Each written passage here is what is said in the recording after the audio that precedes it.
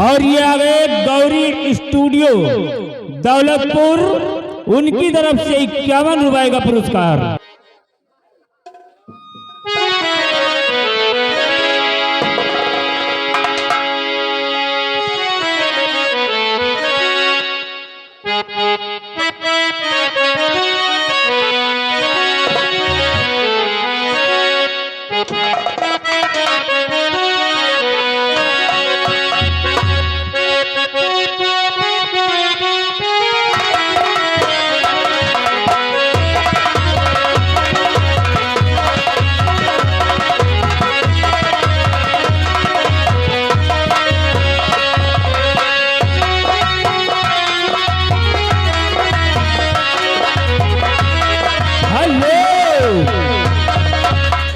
और ये फिर आगे बार बार लगातार जय मां Durga bus service Shankarganj, proprietor हमारे राम कुमार, उनकी तरफ से इसी साजबाज को सुनते हुए 101 रुपए का पुरस्कार।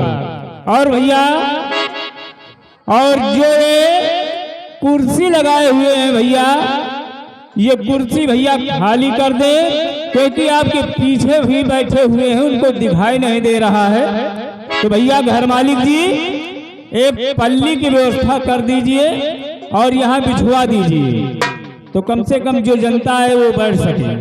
धन्यवाद।